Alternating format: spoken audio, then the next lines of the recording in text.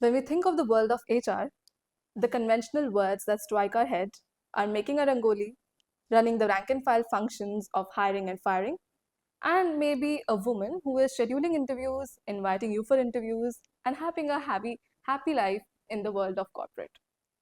But is HR that simple as we conventionally think of it to be? Maybe yes, maybe no. Well, to discover the shades of grey of the world of HR, we have the distinguished guest with us, Khushi, who has been working in the domain of HR for Asahi India Glass Limited and has been into the world of psychology for quite long. In this conversation, we shall be cracking open the world of HR, understand its nuances, and discover if it's something beyond what we conventionally understand it to be. And before we dive into the conversation, I'll just introduce myself that I'm Manya Jaisinghani from Skill Aid Empower India Foundation. And this is a podcast initiative, Safe Side, wherein we bring guests from diverse walks of life to share the inputs they have for all of us. So, welcome, Khushi. And before we dive into the conversation, into its very deep, nitty gritty side, just wanted to understand like what do you mean by HR in your understanding, and what do you actually mean by learning and development, or what is your understanding of this world, which is different from what we conventionally understand? First of all, thank you so much for having me here, Manya. Mm-hmm. It's an absolute delight to be a part of this conversation where we discover the nuances of HR Mm-hmm. and break the myths surrounding it. Whenever anybody says HR, I think, like you rightly mentioned, the first thing that comes to mind is that, oh, HR is supposed to be making rangoli, Yeah. or they are supposed to be just filing things, or they are supposed to be doing stuff related to compliance. Mm-hmm. But while it is true, but it is long gone, because when we talk about HR in today's world, HR is a lot more to do with how the business functions today. Mm-hmm. In the past, HR was responsible for just paperwork, administrative tasks, Mm-hmm. things related to grievance, redressal. But today, we are playing a strategic role because HRs are constantly consulted for Mm-hmm. the initiatives that can be brought in to Mm-hmm. engage employees, to retain employees, to Mm-hmm. attract the right employees. See, these are the three words, right? Attract, retain, and develop. These are the Mm-hmm. very three major words that are surrounding HR, and that is where the HR plays a strategic role, because every organization wants to have the best of the best. Mm-hmm. We don't want to uh, just have somebody to do the job. We Mm-hmm. want to have somebody who can actually bring value to the table. In order for us to do that, the organization also needs to give back that value. So HR is playing all those roles. So whether it is hiring, there is strategy over there. Mm-hmm. Whether it is developing the employees, whether it is ensuring that they are engaged with Mm-hmm. each other, as well as Mm-hmm. the purpose that the organization serves, as well as there are many more things related to change management, because there are so many things happening with Mm-hmm. regards to AI, with regards to other technologies, Mm-hmm. that HR is now playing a role in ensuring that employees adapt to the changes Mm-hmm. without Mm-hmm. feeling uncertain and restless. Yeah. So that is where we play a very, very strong and critical role. I understand that. I think that what you've traced is the evolution from the very admin oriented side Hmm, to something called as a welfare and the well-being officer. correct. And if I'm not wrong, there are these fancy titles that are coming up called as the CHROs, like the Chief Happiness Officers. Then there are these welfare officers and the well-being officers. So how do you really understand HR as a person who is like on the side of the employees or of the employer? Because even I have studied HR and been an organizational psychologist myself. So HR is often torn between the revenue side of the employer, but on the other side, they have also the interest towards the employees. Hmm. So this is always a balance where HR uncomfortably settles. So do you think that this is an imbalance or the evolution that is bringing you to the employee side, or what's your understanding of this balancing? HR definitely plays the role of a mediator between the Mhm. employees and the business, Yeah. right? It will be wrong to say that we're just on the employee side or we're just Hmm. on the business side, while the Yeah. vice versa might feel that way. Yeah. But we're always juggling between the two, like you said, and we're trying to Hmm. maintain the balance. Why? Mhm. Because from an employee perspective, we Mhm. have to look at what makes them engaged, Yeah. what makes them satisfied in the roles that they have, Hmm. whether it is about aligning them to the right skills, to their Hmm. interests, to the right kind of responsibilities, Hmm. whether it is about the right kind of policies that will ensure that people stick to the organization, Hmm. right? And when I talk about business, then of course, Yeah. HR can't be away from the numbers. HR is constantly pushed, and we're constantly asked, like, what is the ROI? If you're Hmm. doing this, what are you Yeah. This bringing to ROI the thing. business, right? How are you increasing the numbers? Hmm. How exactly are your Hmm. interventions making a profit? Hmm. So Yeah. it is not like we can get away from it. So when I am delivering a training, I am asked whether that is having a business impact, right? So while I am giving a training to ensure that the employees' skills are increased, the Hmm. skills are increasing or we are focusing on the skills because at the end of the day, it's going to help me run the business and bring in more numbers. Bring in more So, numbers, right? yes, the balancing act is always there, and it is a hard job to make the other party realize that, look, Yeah. we're also on your side, but we have to look at the other side as well. Indeed. So, can we term you as being the diplomat inside the Ajit Doval of the corporates? Actually, we are actually the diplomats because we have to maintain confidentiality Hmm. while also making sure that you think that we're on your side. And Yeah. which it's not like we're not, we Hmm. are, but We are. yes, maintaining the diplomacy. Indeed, I think that's quite crucial to maintain the perception and the realities of Hmm. this balance. Because keeping in mind the current zeitgeist, we see the HR running the heavier task Hmm. and sometimes the dirty task of Hmm. firing employees or maybe downsizing the company, Yeah. or maybe whenever there is a crisis like the COVID came, the HRs were on the tough position. So, how do you see that kind of? Have you ever been through this, firstly, of going through downsizing and eliminating employees? So, how do you really execute these functions? So, there is a person side of you, and then there is an employer side of you that is always there. कि किसी की job जा रही है, and I have to run through that. Yeah. So, ever happens with you? Honestly, yes, it has happened once because I joined the Mm-hmm. organization in the talent acquisition field, and there were Mm-hmm. a lot of offers that we had made to freshers. Oh yeah. And obviously, the jobs of these freshers were at a high risk during the time of the COVID, Hmm. and there were people we had to say no to. Oh my God. Yeah. And being a fresher myself, I could Oh. understand the pain because, firstly, I was myself very uncertain whether I will be, Hmm. joining on the date that I've been committed to. Yeah.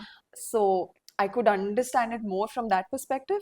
But yes, there were those cases as well where we had to revoke the offers, and that has happened Oh. in all the organizations. Hmm. While in my company, still we did not lay Mm-hmm. off a lot Mm-hmm. of people. It did not happen that way, Mm-hmm. and I've not had to do the dirty job too much. Mm-hmm. But it's a very Yeah. heavy task to do. Yes.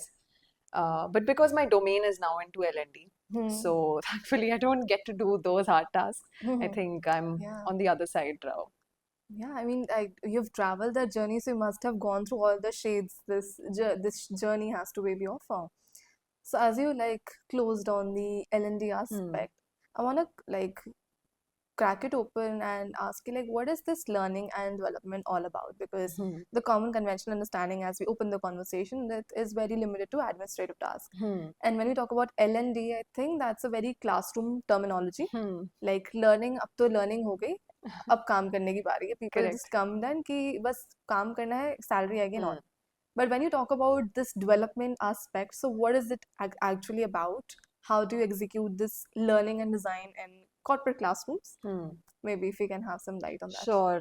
So, see, obviously, our formal education Hmm. plays a very big role in landing us these jobs. Hmm.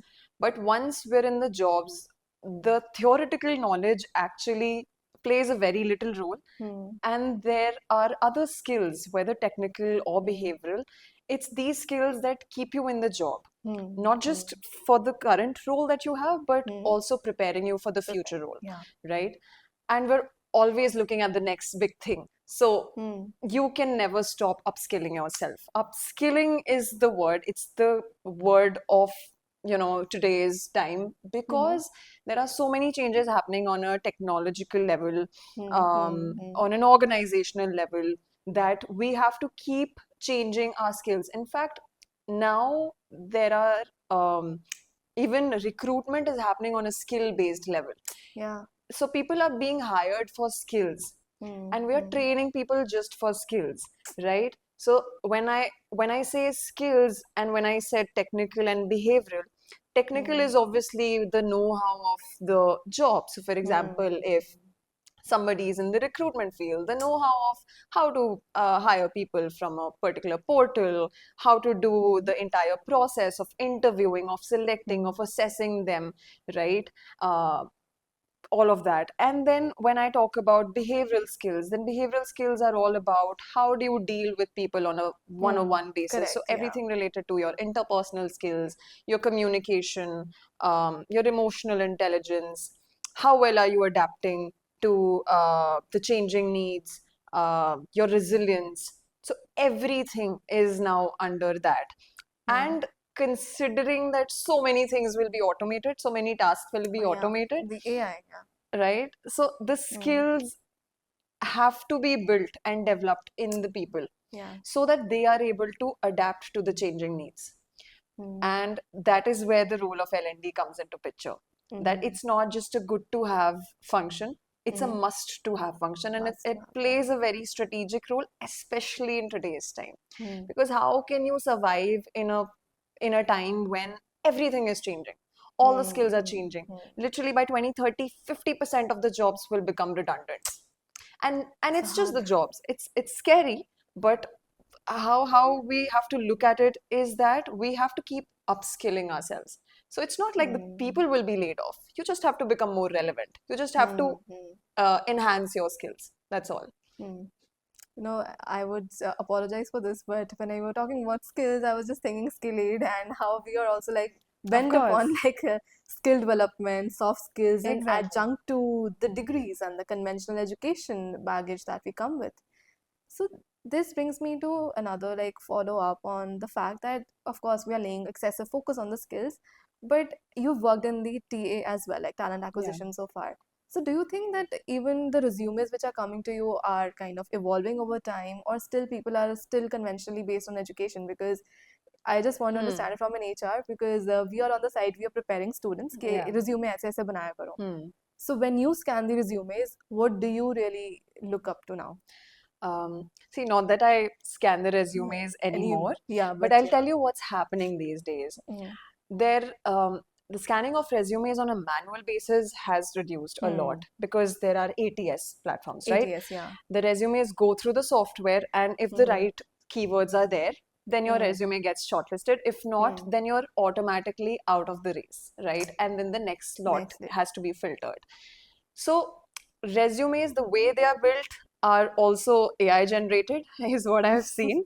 And so, as much as possible, try to make it relevant to the role that you're applying for. Have the right keywords. Uh, yeah, but I would not know firsthand because that Yeah. role has gone away from me. But I would say that because of the softwares and because of such technology, a lot of screening at the initial level is not manual anymore. Yeah, I think it's because AI is eating away HR also is said to Correct. be a debate. In fact, I was listening the other day another podcast wherein they were saying that HR is gonna be a strategic role more in the coming times, and the admin side is gonna wash away because of the Correct. HRMS that is there. Correct. Because salaries can be computed and automatically done, and systems are there. Can scan our attendance and everything. So beyond these administrative roles, then again the L&D I think takes a fourth stage. Yes. And bringing forward the conversation where we left a while back, you mentioned the concept of behavioral training. So I guess you're also from psychology background. And how do you bring the behavioral training aspect to the reality, because we understand कि behavior होता है, how I'm acting, behaving, but what role does it play even in a company just like yours is into glass manufacturing, if I'm correct? Yes. So what behavioral skills would mean in a company if we can have some tangible understanding? That would be really great from your end. Well, you also come from a similar background, so it will be easier to Yeah. explain it to you. So when it comes to behavioral training, obviously we don't see an immediate impact. That's one thing. So Yeah. whenever I'm asked what business impact Oh. are your trainings having, I don't have an immediate answer because it can't be as tangible as that, oh, I have had an Excel training and from the next day onwards, I'm able to now use it for my analysis and present you my stuff in a much quicker way. It's not like that. It's not, yeah. Behavior showcases itself in the reduced conflicts in your team. How much harmony do you have in your team? Are you able to better communicate yourself in the meetings? Or maybe how well are you presenting your ideas within the team, or maybe even during the board presentations? So, Yeah. all of those aspects. When it comes to delivering such sessions, of course, a lot goes into designing the training, because we have to think about it from scratch. We have to think about, okay, where is the person currently? And because it's not a training for one person, it's obviously Yeah. for the masses, right? We have to see what is the base level, what is the management level. If, for example, they're at a junior management level, the training delivery, the training content will be very different from Agreed. Yeah. somebody from a middle management level, right? We will start at the base level that, okay, for example, I have to give them a session on emotional intelligence, for example, something that is also the need of the hour, Yeah, very and much. we get to hear about it, right? That we want to have emotionally intelligent leaders. So, for example, if I have to do that, obviously I would need to understand what are the current problems. So it always starts from what is the current reality, what are the challenges that they are facing, and what are we trying to achieve. So no behavioral intervention will ever be successful if I don't know what I'm trying to achieve. Because in any case, I don't know how to measure it. So I need to have that target very I have to set it basically, right? So if I want to say that, okay, having an emotionally intelligent leader would mean that they have more conversations, that they provide a psychologically safe space, right, to their team members so that they can come up, and their behavior has changed. Now, that is something that we'll measure later on, right? Because in an immediate level, yes, we can measure the training's effectiveness through the tests, through feedbacks, but what is the real outcome if the people around them are actually witnessing a change in the person's behavior, right?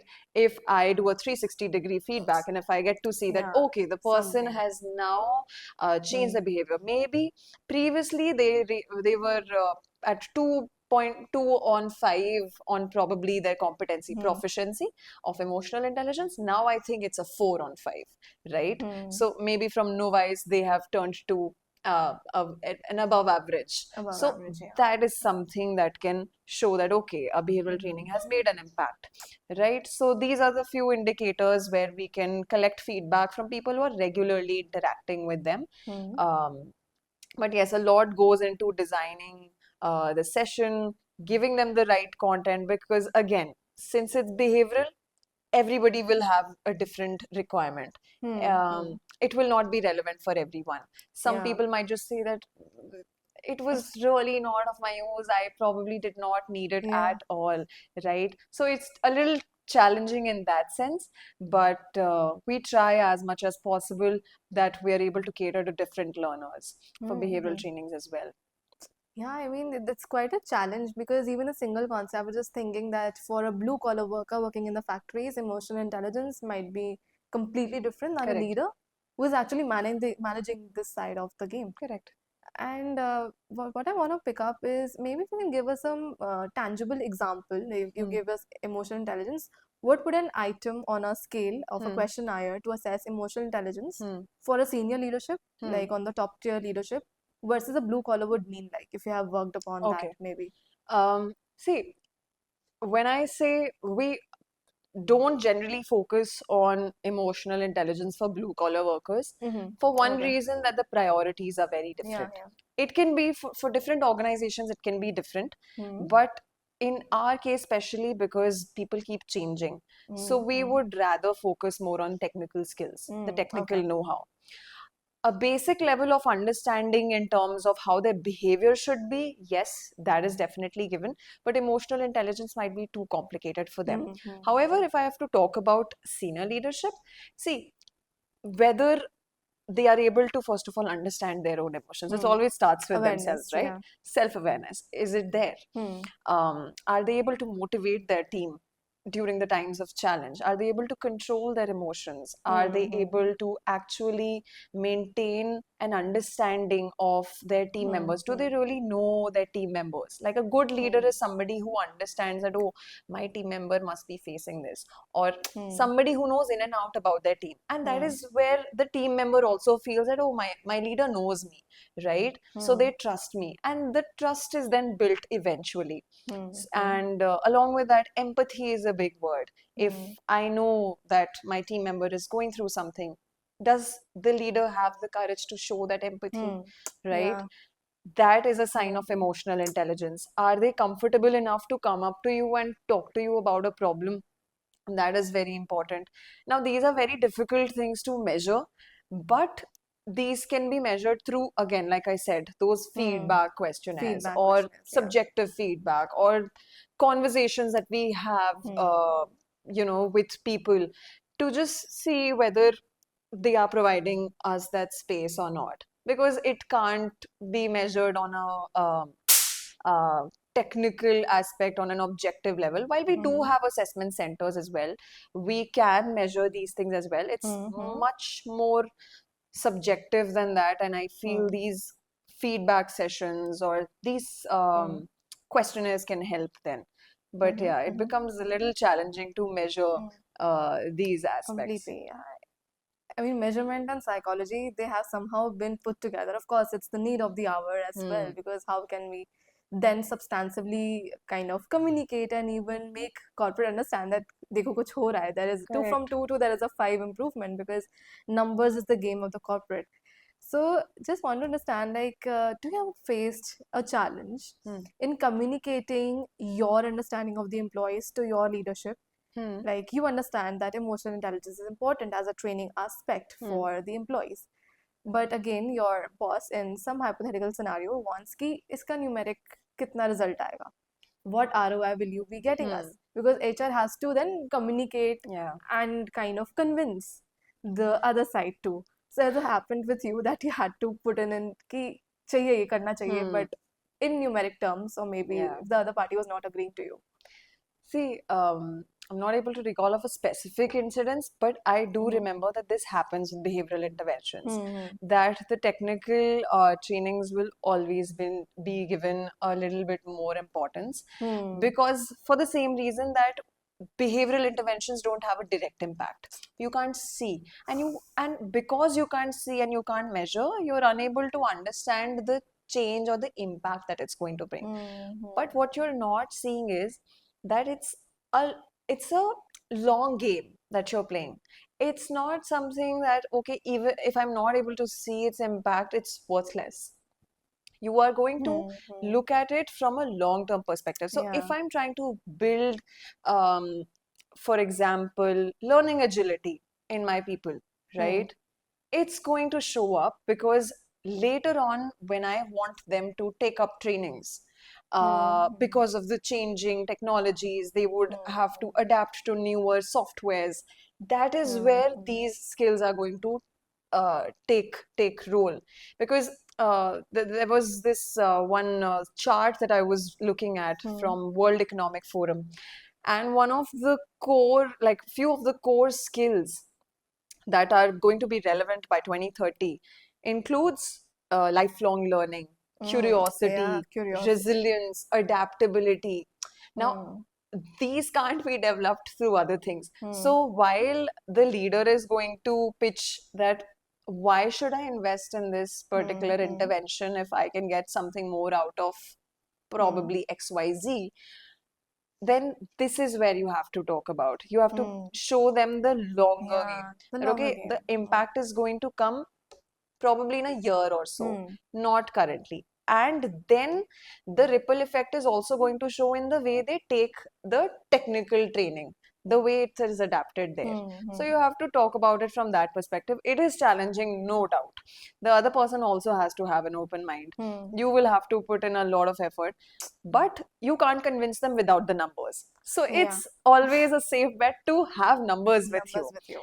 It might be from a longer term perspective, but have Hmm. numbers with you. That, okay, if I'm saying that emotional intelligence, for example, is going to reduce the number of conflicts, maybe just look at how it might impact the attrition rate. Hmm. Yeah, some sort Yeah. of trend analysis, some sort of number, some metric that can show that yes, it's going to impact. Hmm. So learning can be linked to retention. It can also be Hmm. linked to attracting good employees. A Hmm. lot of Hmm. people get attracted to certain companies because they have Hmm. amazing training Yeah, programs, the right? internal training I houses. want to Yeah. be there because they teach their employees so Hmm. many good programs.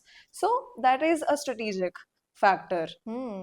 Yeah, I think that HR needs to be very smart Yeah. in how they communicate, because they're of course smart because they are playing the diplomacy at the first place to balance the ends. But again, smartness also comes out in how you're picturizing what impact your behavioral interventions are going to create. And I think that one small bit that you mentioned in this previous kind of conversation was how employees get attracted by training a lot. Like this company offers a good learning edge beyond the paycheck. Correct. So, somewhere we have explored the side of the employers that need to be warmed up to the idea that L&D is important. When I come across the employees, we have been via Skillade gone for a number of trainings to corporates. And most of the times, while technical trainings are like mandatorily given to all the employees, often like soft skills trainings are forwarded like a email that इस 4 से 5 बजे Friday को जब सबका मन होता है कि अब छुट्टी होने वाली है वीकेंड आने वाला है 4 से 5 बजे का या 4 से 6 बजे का या 1 घंटे का स्लॉट लगता है फॉर टीम बिल्डिंग का now in that span some might just excuse themselves, Yeah. some might come but always in the jittery mode that khatam karo and we rush back home, and some simply opt out of it. Even for similar trainings for mental health, soft skills, employees do not really give that a serious consideration. So, do you think that corporates are investing a lot in L&D because they are warming up gradually to the idea, because they have huge training rooms, but often the training rooms lie vacant. The L&D expert is there, थोड़ी बहुत chairs भर जाती हैं, but still they are not as warmed up. Is it something that is there, or It is there. I will not deny. And the change can only be brought in if the management believes in these programs. If they understand the impact of it, there's going to be a huge difference. And I have seen it myself. Leaders who believe in these concepts, their people will attend the sessions, right? And they will, in fact, encourage people to join. That it's okay, let it be, let your work be for a while and attend the session. Yeah. In fact, give the training session down the line as well. They are that much invested in such things. On the other hand, if a leader does not believe in the impact of such sessions, their team will not come in, right? The manager might not relieve the person, or they might just, again, like you said, they might have an excuse by themselves that I don't want to because I know that it's not going to impact me. exactly. Because I always want to give in time to things that are going to have some sort of an impact on my work, on my productivity, right? The thing is that we have been told from the very start that it's just these technical skills that are important, which is where those targeted communications, those right kind of conversations have to happen with the leaders, because it's leaders that then converse with their heads and then it goes down the line. So it's always top down. The L&D function by themselves can't do anything until and unless the leader does not believe in it. So the first and foremost task is for the L&D person to convince the leader that, look, what I am doing is actually going to impact your business. I am investing this much For example, if there's any software, any learning software, I'm investing these many, lakhs, for example, and your people are not coming in. Please tell us, do you want it or do you not want it? Right? So when you show the numbers, when you show what impact we are going to bring in, or the money that we are investing in you, then probably some sort of excitement can come in from there. If not, then it's just going to be another good to have session, and whenever something is good to have, there will be empty chairs. People will not come in Yeah. until and unless it's, for example, a compliance session, because I have to file in for an audit. I have to show that 100% percentage people are compliant with the laws, right? It could be anything. There are multiple compliance trainings that an employee has to go through. Those are things that they have to mandatorily do. The moment these sessions are also made mandatory, they will attend this also. So what we have started doing is we have made it for leaders and for managers, we've made it a part of their goals that you have to ensure your team's development. You have Right? just changed the game altogether. Right? Yeah. If their ratings, if their appraisal is now dependent on their team's development, why will they not ensure it? Right? They will ask the person to go and attend the session. They will say that you have to go through that LMS course. You have to go through that particular higher education that you need for your development. Right? So you make it their responsibility. You make them accountable. Because this is also one important thing, the shift that has come Shift in. of accountability that you give. Yeah, shift of accountability, in the sense that previously HR was just an HR's job. Now the shift that we are trying to bring is that HR is not just HR's job. HR is everybody's job. Yeah, that's so refreshing Right? to hear. And every job needs to be like understanding the employee's emotional side of it. Correct. The E of employees, I think, it stands for emotions. Correct. So you can't ever take HR as just HR's job, that, oh, people didn't come, it's your fault. It can't be like that. You are equally at fault if people are not attending. You are equally at fault if people are not developing. Because why are you as a manager, or why are you as a leader not investing in it? The team is there and we are there to help you, right? So that is why it is everyone's job. Yeah, it's a shared responsibility, and it says that it takes a village to raise a child. It takes a village to Exactly. even build a company and a team, perhaps. So I think that this might sound very stupid and an irrelevant question, but I'll still have the guts to ask. Like, in your duration of working in the domain of HR, can you define what an ideal leader looks like in your experience? I don't want bookish answer ki emotional intelligence hai, adaptable hai, it's fine. But what makes a good leader? And what makes a good employee? What makes a good team? Just any few lived experiences that you can share, perhaps. Sure. And of course, it's not going to be bookish. See, a good leader is first and foremost somebody who is, in fact, they don't need to have a title. Somebody who is influencing without even a title. Like, it does not matter if they are at the topmost level or if they are just rising up the ranks. But if I feel connected to their purpose, if they have that vision, because they have to be holistically what you say, developed. So whether in terms of their skills, they have to be competent. I will never respect a leader who is not competent, right? They have to also have very good interpersonal skills, because yes, why would I want to come up to you if you don't have the basic etiquettes, right? So interpersonal skills, team building skills. Are you able to make sure that the team sticks together? Are you able to have conversations apart from work also? Do you have that sort of bond? Are you motivating the team to work harder, right?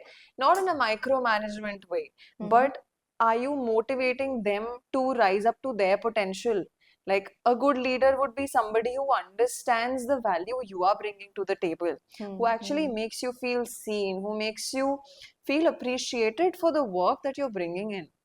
At the end of the day, everyone wants to be appreciated at work. So a good leader will always be somebody who is actually aware of what you're doing, all the tasks, not somebody who does not know that random XYZ. No, a good leader will know everything that you're bringing to the table, right? And then also knows your potential, that I can also bring another project to this because I know that she has the potential or he has the capability to probably make this a better thing. So, yes, if I have to define it, they have to be competent, they have to have good interpersonal skills, they also need to know in and out about their team, they should know how to keep a team together, and empathy will never go out of the picture. Empathy has to be there. I mean, a fine blend of what we can say the technical as well as the soft skills. Correct. I think that's what makes it. And how about an employee? What makes a good employee? Because I think that we have been having so many books about what makes a good leader. Right. But no one really talks that a leader is made because of the so-called followers or the team that they carry. So what makes a good employee in your understanding? Maybe? See, that definition depends a lot from organization to organization, I would say, because every organization has a different set of values. But on a general level, if I have to say, the number one thing that comes to my mind is accountability. Is the employee accountable for the task? Are they taking initiative for the task? Are they actually responsible enough, like, to do the things? Are they taking it a top-notch higher, right? All of these are related to initiative, to doing something extra. Of course, anybody can just meet the expectations that, okay, I was told to do X and I did X. But are you doing something beyond that? Are you actually coming in with the mindset that I want to bring value and not just tick off the task? Somebody who is not working to just tick off the task, but somebody who is actually doing it as their job, as probably their project, with that sort of mind, having that sort of ownership.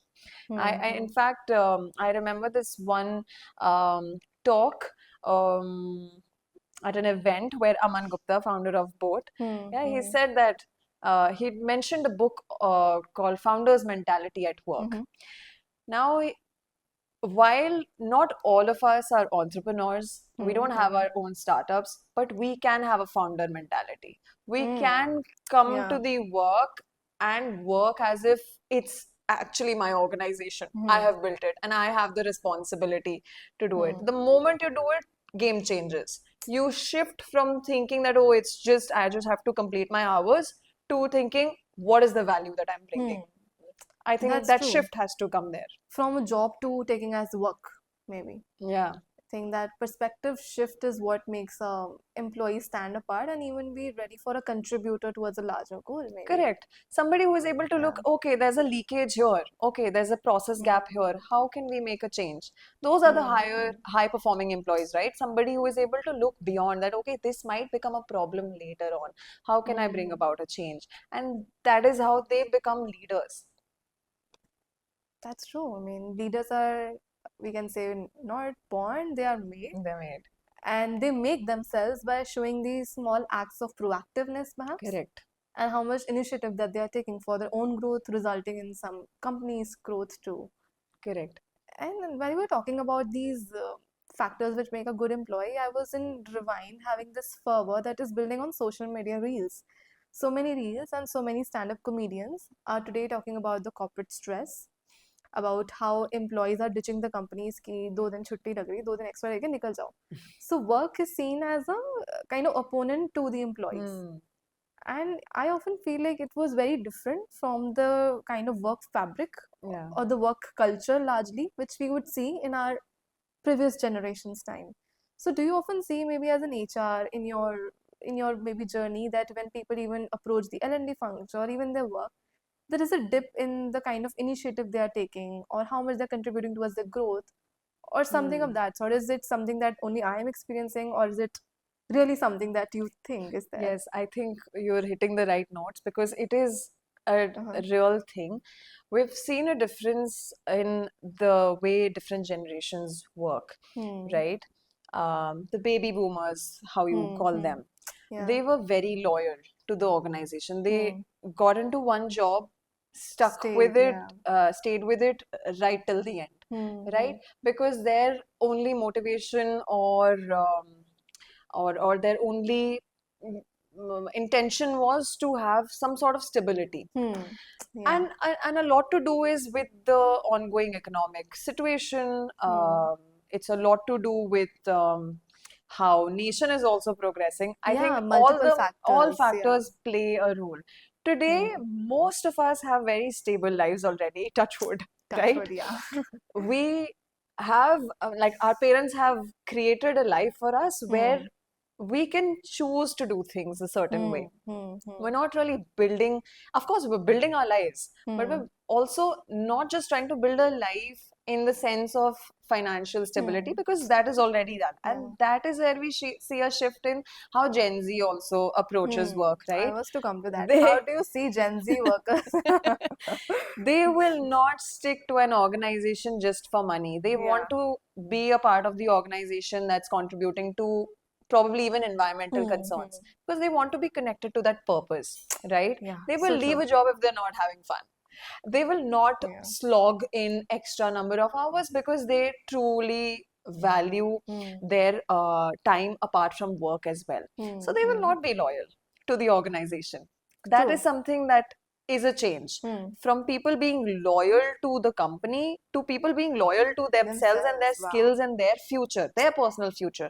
That is a Correct. shift, Hmm. right? In fact, there's going to be an economy, I think we call it the gig economy, It's where rising. it's Yeah. rising, because now people will want to just do probably one or two jobs and then switch organizations Hmm. and maybe not be tagged to a certain company, because the times have changed. COVID was so uncertain, people were laid off. Hmm. After that also, we keep seeing it on a daily basis Hmm. that Hmm. companies keep laying off people, right? Yeah. So the mentality is such that, okay, then why should even the employees stay loyal to the organization, right? Completely.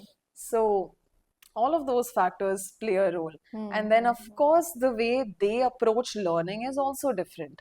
Somebody Hmm. who Hmm. knows that they will be a part of the organization for long, they will approach learning a little differently. Somebody Hmm. who is Hmm. doing it for a particular job at that Hmm. point, they will require a very highly personalized just-in-time learning, which is Hmm. where we also see a shift in L&D, Yeah. because now it's not conventional trainings that, Hmm. okay, That's which what I was wondering, that how do you differ in the training between these gig workers and these yeah, permanents and all? Yeah. yeah, even if they're not gig workers, even if they're like permanent employees, people today they require specific, highly specific trainings. For Hmm. example, I need a probably training to know how to present an idea or to how to give Hmm. a Interesting. presentation. I will not wait another 6 months for a training to happen. I Hmm. probably need something on the fingertips, right? Hmm. Which is why they have access to e-learning now, E-learning, the right? LMS and all. Correct, correct. So Hmm. that shift has also happened. That now it has to be highly customized.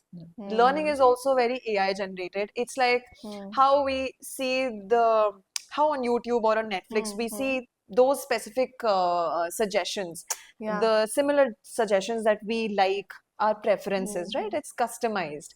Similarly, in terms of learning also, they keep getting similar kind of Hmm. learnings that they might like or they might Hmm. prefer. So that is also one shift that we are seeing. Hmm. That's quite an interesting kind of observation and insight for me to have, that we are having these bite-sized learning modules, Correct. very Yeah. specific, like emotional intelligence for senior leadership is different from middle level, from the lower level, Hmm. and even more nuanced, as you said about this example. Now, what I'm wondering is the concept of how AI is figuring into this domain of trainings and development. Because when we usually envision classrooms of training, there is envisioned to be a trainer who is like connecting one-on-one with the employees, and Hmm. usually a classroom like kind of setting. But now, when we are moving towards the times of AI, like anytime, anywhere, I can have Correct. learnings for me on the fingertips. How is the ferment towards learning changed? Is learning more of a commodity kind of a thing that we're approaching? Because initially, learning is something that you take from someone's experience, the mentorship. But now it's so much like, जो आपने course किया, certificate लिया, and I'm done. Hmm. So, do you think there's a ferment shift that AI is creating? See, the in-person sessions can't be replaced with anything else, because the Mm-hmm. energy that the Hmm. learners bring in an in-person classroom session is different. People still look forward to those Hmm. trainings, Hmm. but we have far shifted from that. right? They, Mhm. like you said, they want it on the fingertips. They want that they get specific trainings, not just something that the organization is recommending to me, but Mhm. what do I need? Because Mhm. everybody's development plan is different. Everybody's Mhm. interests, their career Mhm. roles and responsibilities, their future aspirations, everything is Mhm. different. Mhm. And when all of these things are different, their competency, proficiency level might be different. Yeah. So, Everyone's learning curve is so different. correct, there are different kinds of learners. Yeah, that's Somebody's the pace thinking. might be a little slower than somebody else. Hmm. Somebody might like listening to a video at 2x or 3x, right? They Yeah. might get bored in a normal, regular Hmm. speed. Hmm. So, when such different learners are present, how do you Hmm. exactly give them the Hmm. same? How can you, say that one size fits all? You can't. You Hmm. have to give Hmm. them, like you said, bite size learning, customized learning, Hmm. something that responds to their needs Hmm. Hmm. on an immediate level, right? Correct. Probably not Yeah. even respond to their needs, but maybe even predict what they might need. Hmm. So Hmm. all of that is happening through AI now. Prediction. Yeah, indeed, that's quite a thing because if you're doing a particular course and if you're faltering on a few aspects, then the course might be suggested that you take it again. Correct. And AI then might offer you that if you have taken X course about presentation of an Hmm. idea, as you said, then how to communicate it maybe to the seniors, how to communicate to Correct. the external clients. It's like building upon what you've been suggested. Correct. And I think that AI is also working towards emancipation of learning in that way because some learners prefer in English, some in Hindi. Correct. I think that's how I think AI might be an assistant's hand to you, and that's what I want to even like explore further with you. Like, how is AI coming into your role gradually? Is it making easier? Is it making it that difficult that people's are Hmm. getting not as attentive as sometimes AI में क्या होता है कि when we sign up for Coursera and Udemy, even if you give out a policy that you have to complete X number of hours on training onto compliance or even soft skills, Hmm. people can just maybe switch on the training, sit on it or not, and quiz are more or less very easy to do it. Yeah. So they might even just give it a piss off and move on. So do you think that this has helping your role or eroding away the very essence by which you had invested that Hmm. training in and one taking? See, one thing for sure is that AI will not go anywhere. So we Mm-hmm. have to accept the truth that AI is here. It will take on my role as well. Hmm. I just need to adapt to it in a way that Mm-hmm. it can help me enhance my role.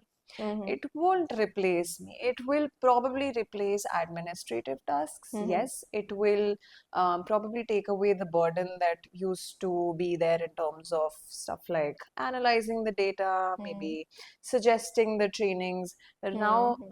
the trainer, I mean, the employee might put in that, okay, these are the different trainings, and they might get a suggestion that these are the different trainings you can take.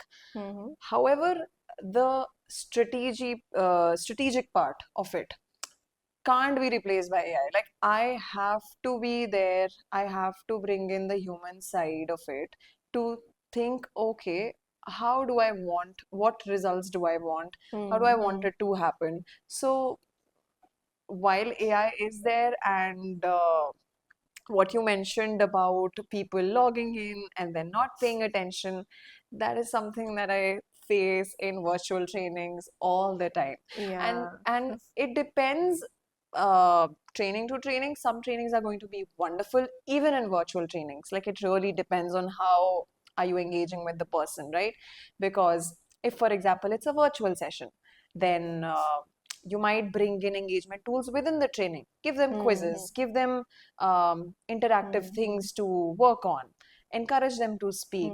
Mm-hmm. There are so many tools which make it competitive, make Mm. learning Yeah, competitive. learning competitive, In yeah. fact, it's a term called gamification. Gamification, yes. Gamification is when you bring in the aspects of game to make learning more effective and Mm. interesting, right? So, making sure that there are learner scoreboards. So, we have Yeah, leaders, we have champions of learning. So, that's so these are the nice. different initiatives that the team will have to take.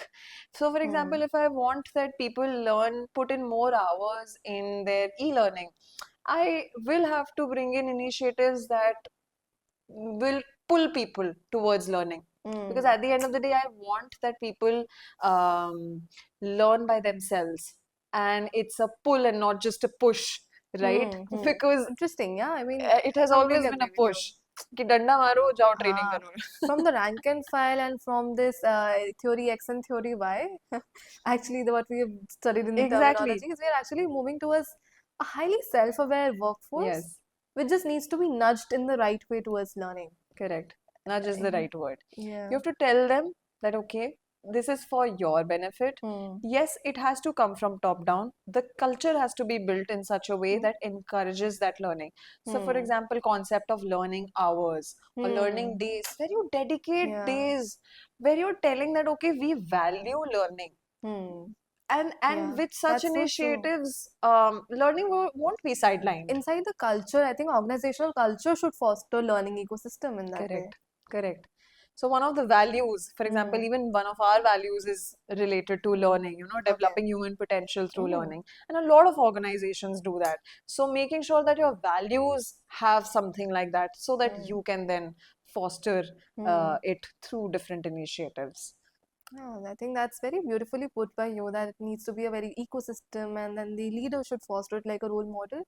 And if the organization wears the garb, I think that employees definitely come into the system gradually. Because culture, I often say in my trainings too, when we are doing trainings on organizational culture and team leadership, people often blame ki culture hi kharab hai. But I say that what is culture? Culture is not like this table, this chair. Correct.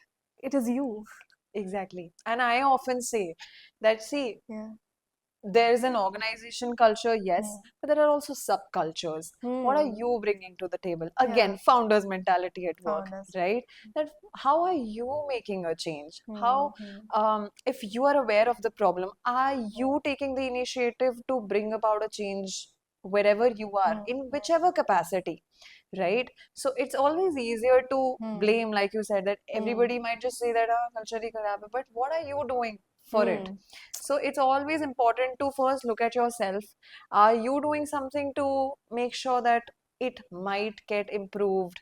And then point fingers to the outside. Completely. When we point there, it's like three fingers towards us. Correct. Exactly. Exactly. But yeah, well said. I mean, we all need to like, it should be shared kind of momentum.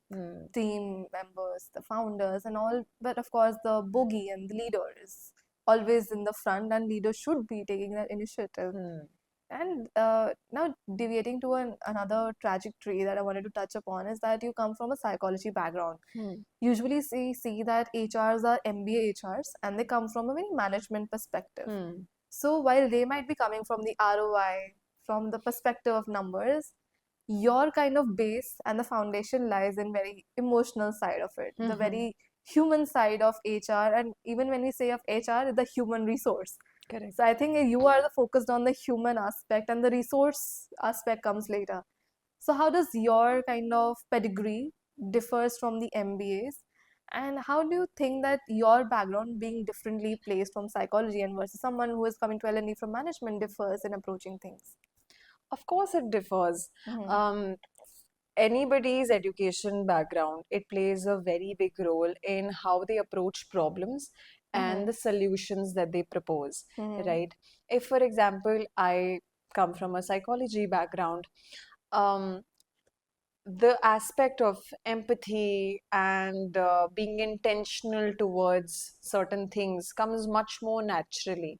And yes, numbers don't come naturally to me at all. I They second don't. you, I third you, I feel you, I connect with you on this part. They don't come naturally to me. I have Agreed. to put in a lot of effort and conscious effort to see that, okay, this has to be there because I am also in the business, right? Um, so therein, because we think from the perspective of the other person, right? So I Yeah. also look at, oh, there are going to be different kinds of learners. I always think about the experience a lot more. So as somebody who creates learning experience, I would look at all the details in a much more how say how do you say put it, like I have an attention to detail, but I also, this is an aspect from user experience, like they put it, Yeah, you that see you both the think from sides. a perspective of how would they feel if I put this, if I was a learner, how would they feel, right? So all of those aspects are there, And Mhm. for example, even bringing in the conversation of, for example, mental health or diversity or emotional intelligence, this comes much more Hmm. naturally to me because I know its importance. It's easier for me to then explain the importance Hmm. as well, right? But being in the business, you also get a knack of numbers. You also see what works, what is then accepted in the organization, and then you tend to pick on to that as well. Hmm. So, yes, but all this comes Hmm. naturally to me because of the background. I think the conventional aspect, of course, is taken up by the numbers, but what you're bringing is what is need of the hour too, I guess. Hmm. Empathy, soft skills. I think that psychologists, we are slightly better placed to even assess the scenario and Hmm. even instruct perhaps in the same aspects to Correct, be. correct. Yeah, Hmm. so to not always look at it from a transactional Hmm. perspective, because whenever numbers come into picture, it's always that. Yeah. And while I can't escape from the numbers, like I mentioned before You also, need that to. if you want that the leadership accepts your intervention, you have to bring in the numbers, right? You have to show them the Hmm. impact. But fine, that's a secondary part. But at least to initiate Hmm. intervention or to at least pitch about the kind of changes that you might want Hmm. comes from this idea, comes from the theory that you have learned, comes from the ideas that you have been surrounded with, right? The Hmm. conversations that you've had in your college and during your Yeah. education, all of that does play a role. Indeed, I think that it's our education that shapes us eventually, and I think that psychology and whenever even we are training at Skill Aid, we like tell people don't study a subject as subject, but see it as a perspective of looking Correct. at things. And perspective of psychology is perhaps very helpful, I think, in the Yes, L&D space. correct. And now I wanted to touch upon this fact that how does your day in L&D employees' life look like? Like, what do you do from morning to evening? And how does your life pan out as an employee in the Hmm, L&D space? Because there are many people who want to come into here, but उनको समझ नहीं आते कि L&D होता क्या है and correct. what does a professional do? So for me, no one day is the same, Mm-hmm. honestly. So I take care of end-to-end learning and development, and I'm Mm-hmm. into training delivery, training design, also e-learning. Mm-hmm. So some days I'll be designing a session, some days I'll be collaborating with business leaders, trying to understand the training need. On other days, I might be facilitating a session, delivering a session. On other day, I might be holding sessions for the learning programs. So Mm-hmm. every day is different. It's a very exciting job, to be very Mm-hmm. honest, because you can see that, okay, you're bringing about a change. You are directly involved in developing people, Mm-hmm. Mm-hmm. right, in their professional growth, personal professional growth, right? So it's an exciting thing. So that is why there's no one routine. It really depends on the schedule. It depends on the strategic priorities that have been mapped out at the start of the year, that okay, we have to deliver such number of sessions. So then uh, I might be traveling around. Or if it is about learning programs, then Mm-hmm. I might be having online virtual sessions, connecting with people across locations. So because Mm-hmm. we also connect with people across different plants, right? Oh, okay. So it's a lot to do with just getting to know different Mm-hmm. kinds of people. So the perspectives that I get from people are very different because I'm looking at different businesses, different Mm. management levels, different departments. So everything is Quite different. a lot, A I lot of mean. Yeah. perspectives come into picture, a lot of different requirements come Mm-hmm. into place, right? So which is what makes it exciting. And being in L&D, you're also doing some sort of marketing because you're always constantly branding your thing. Mm-hmm. You're also, of course, you're training, you're also researching, you're also managing budgets, you're also managing stakeholders, Completely agree. managing vendors. So it's like managing several hats, right? Mm. Mm-hmm. It's like that for sure. Definitely. I mean, that's quite a lot actually. From what we look at it from the outside, it's like कि बस अच्छा training ही तो करानी है. एक Yes. training room में जाना है बैठना है. But I mean, learning is more like you are a teacher in the organization. Yeah. And just as a teacher has to manage the brightest as well as the weakest, as well as the entire range of learners. You have the range of learners, you have the budgets to manage, you Mhm. have stakeholders to be answerable to, and of course, the ROI aspect that needs to Yeah, be brought out. because see, the day any problem comes up, the first the department to be questioned is the training team, The the training L&D team. team. Oh, Oh, really? गलती हुई है, अच्छा, maybe not enough training, maybe not adequate training. Oh, So is it? so a lot of times that happens, right? That we're at a question mark. Mm-hmm. So we have to constantly work towards that. And yes, a lot of people might on the outside think that oh, there's nothing really that really went into a session, but a lot, like you Hmm. said, a lot goes into it because there are so many aspects to handle that Mm-hmm. it does take up a lot of effort. I Hmm. mean, every job has its own challenge, so yeah. Of course, HR's job is can be quite tacky. In fact, if there is retention, कितनी मतलब retention कम क्यों हो रही है, attrition ज़्यादा क्यों है? I think the first one to take the shot is the HR की didn't you hire well or Exactly. didn't you screen the employee well? I mean, this is quite refreshing to hear also because usually when we think that कि सबसे पहली जो line of fire होती है, it's the sales team. Usually in Hmm. conventional understanding, but if the HR is also accountable, I think that it Yes, really busts the myth, sorry, that HR is about rank and file. correct. HR is all about making the company and taking it from A to B. Of Right? course. So, which is why the workforce planning is also now Mm, very strategic. yeah. You know, the kind of roles, the kind of people that you would want to put in certain positions, Hmm, hmm, hmm, hmm. the critical roles or the critical people that you would definitely want to retain. So, Hmm, everything is very, very strategic. hmm, And which is why HRs have a seat at the table, obviously, mhm, and mhm, they do play a role in the decisions that are made. mhm, mhm. So, yeah.